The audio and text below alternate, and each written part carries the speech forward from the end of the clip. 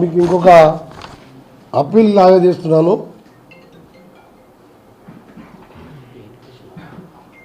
That is the different issue, official issue.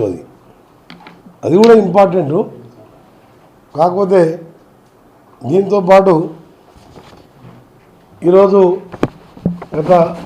నిన్న ఈరోజు social మీడియాలో 1-2 ఛానల్స్లో మహిళా అధికారుల మీద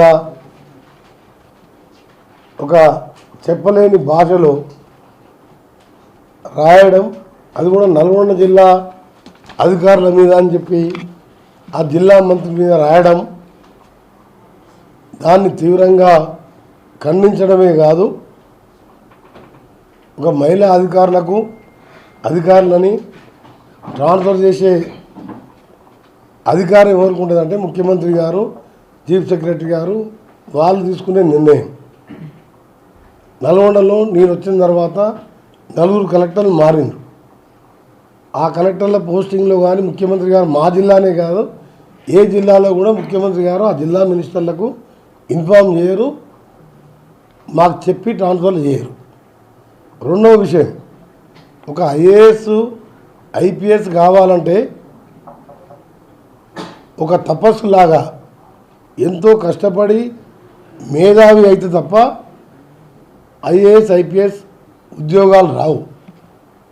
ఎమ్మెల్యే ఎంపీ అంటే ప్రజలలో ఉండి పోరాటం చేసి ప్రజల పక్షాన ఉండి ఒక పార్టీ సపోర్ట్తోనో అవసరం వస్తే ఇంకా బాగా ఇండిపెండెంట్ ఎమ్మెల్యే కావచ్చు. కానీ అలాంటి ఐఏఎస్ ఐపీఎస్లని బాగా కష్టపడేవారిని,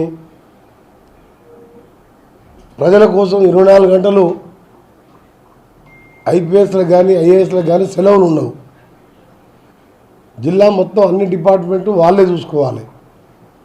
వాళ్ళకు ట్రాన్స్ఫర్లు ప్రమోషన్లు రిటైర్మెంట్ అనేది ఉద్యోగస్తులకు తప్పని. అది ప్రభుత్వం తీసుకునే చర్య. ఆ చర్యలో భాగంగా అక్కడ ట్రాన్స్ఫర్ జరిగి వేరే జిల్లాలో పోయి జాయిన్ అయిన తర్వాత సోషల్ మీడియాలో ఇండైరెక్ట్గా ఆ జిల్లా మంత్రి అని చెప్పి ఆఫీసర్ల మీద ఆ విధంగా అభాండాలు వేయడాన్ని తీవ్రంగా ఖండిస్తూ మీడియా మిత్రులకు, అన్ని రకాల మీడియా మిత్రులకు నేను సవినయంగా విజ్ఞప్తి చేస్తున్నా. మీరు రాసే ప్రతి రాత, మీరు చెప్పే సైడ్కి వెళ్ళి చెప్పేది కానీ మీరు ఒకటే గుర్తుపెట్టుకోవాలి, మీకు కూడా భార్య పిల్లలు ఉంటారు, అక్క చెల్లెలు ఉంటారు, దగ్గర బంధువులు ఉంటారు, మీ ఇంట్లో మహిళలు ఉంటారు. వాళ్ళను కూడా ఎవరైనా ఈ విధంగా మీ మీద అంటే మీరు ఎంత బాధపడతారో ఆలోచించుకోవాలి.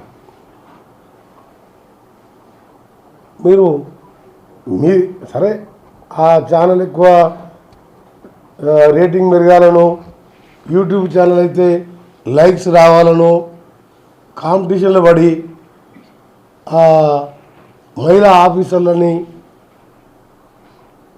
మానసికంగా ఇబ్బంది పెట్టడం సరైన పద్ధతి కాదని చెప్పి, అది స్టేట్ మీడియా కానీ సోషల్ మీడియా కానీ మీరందరూ కూడా దానికి ఒకసారి మీరు గుండె మీద చేసుకొని ఆలోచించుకోవాలి. రేపు మీకు ఈ పరిస్థితి ఎదురైతే ఏ విధంగా ఉంటుంది? రాజకీయ నాయకులు అంటారా, ముఖ్యమంత్రి మీద కూడా వచ్చినాయి సోషల్ మీడియాలో, కొన్ని నా మీద వచ్చినాయి, నిన్న మొన్న ఇంకో మంత్రి మీద కూడా వచ్చినాయి. సరే, రాజకీయాలలో విమర్శలు ఉంటాయి, ప్రశంసలు ఉంటాయి, మేము తట్టుకుంటాం. కానీ మీరు 24 గంటలు ఐఏఎస్ ఎంపీ కంటే మీరు చూడండి ఎన్ని ఏళ్ళ మీద చెప్పొచ్చు, వేల మీద ఉంటారు. 140 కోట్ల మంది ఎంతమంది ఐఏఎస్ ఐపీఎస్ ఆఫీసర్లు ఉంటారు? ఇప్పుడు వాళ్ళ ఫ్యామిలీ వాళ్ళు ఏ విధంగా ఆలోచించుకోవాలి, ఎట్లా బతకాలి మీరు? అంటే సమాజంలో మీకు ఏ ప్రింట్ కానీ ఎలక్ట్రానిక్ కానీ సోషల్ మీడియా కానీ మేము గౌరవిస్తాం, కానీ మీకెంతో బాధ్యత ఉంటుంది. ఆ బాధ్యతను నిర్వర్తించడంలో మీరు కరెక్ట్గా ఉండాలనే నా విజ్ఞప్తి. మీరని వాళ్ళని మానసిక విధంగా ఇబ్బందులు పెట్టి మీకు వ్యక్తిగతంగా ఏమైనా చెప్పాలంటే మీకు డైరెక్ట్గా వచ్చి చెప్పొచ్చు. మీ ఇది తప్పు ఇది కరెక్ట్ అని కూడా మీరు చెప్పొచ్చు. కానీ మీ సోషల్ మీడియా ఛానల్ పెట్టి అందుకనే నేను సోషల్ మీడియా వాళ్ళని కూడా విమర్శిస్తలేను. మీరే ఆలోచించుకోవాలి. మీకు రేపు ఈ పరిస్థితి అయితే ఏదో విధంగా మీరేమైనా చేసినా చేయకుండా మీ మీద కోపం ఉన్నామో లేదని పెట్టుకోవచ్చు. దీనికి లిమిట్ లేదు కదా, దీనికి ఏం మీద అబ్జెక్షన్ లేదు కదా. దీనికి పెట్టుకుంటే అప్పుడు మీరు ఎట్లా ఉంటారు? ఇప్పుడు ఐఏఎస్ ఆఫీసర్ పరిస్థితిలో ఉంటే మీ పరిస్థితి ఏంది, మీ ఇంట్లో పరిస్థితి ఏంది, మీ బంధువుల పరిస్థితి ఏంది? నిజంగా ఎందుకంటే ఒక మహిళా ఆఫీసర్లు అంటే వాళ్ళు ఉద్యోగాలు చేయడమే తప్ప ప్రాంతాలు వాళ్ళు చేస్తుంటారు. గవర్నమెంట్ వాళ్ళ ఇష్టమైనట్టు ఎప్పుడు చేయాలి అడ్మినిస్ట్రేషన్ ముఖ్యమంత్రి గారు అది. అరే గౌరవ ముఖ్యమంత్రి ప్రజల కోసం 24 గంటలు పనిచేసే ముఖ్యమంత్రి ఒక్కరోజు రెస్ట్ తీసుకోకుండా ఆయన మీద కూడా ఆ మధ్యలో సోషల్ మీడియాలో ఒకటి చూసిన